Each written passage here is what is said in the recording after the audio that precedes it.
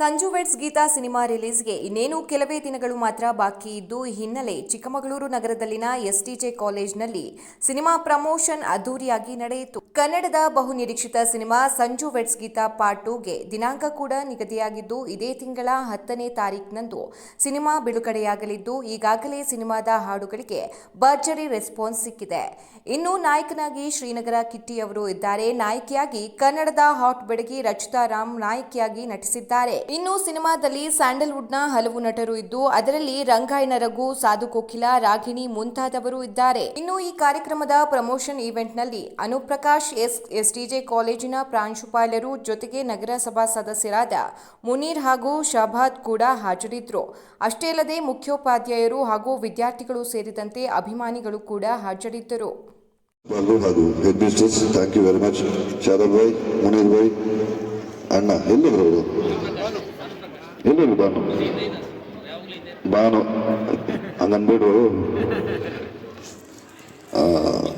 ಇದಕ್ಕೆ ಸಹಕಾರ ಮಾಡಿಕೊಂಡಿರೋ ಎಲ್ಲ ಸ್ನೇಹಿತರಿಗೂ ನಮಸ್ತೆ.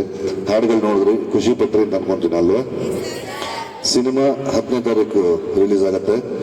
ನಿಮ್ಮಲ್ಲಿ 2 ಥಿಯೇಟರ್ ಇದ್ರು, ನಾಗರತ್ನ ಮತ್ತು ನಾಗಲಕ್ಷ್ಮಿ ಮತ್ತೆ ಶ್ರೀಲೇಖ.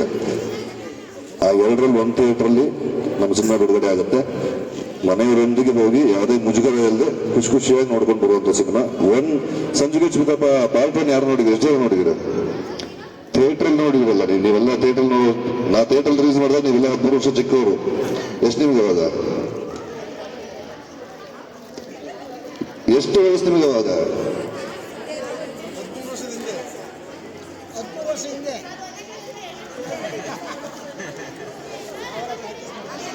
ಅಲ್ಲ, ಎಲ್ಲ ಆಮೇಲೆ ಟಿವಿಲಿ ನೋಡಿರ್ತಿರೋದು.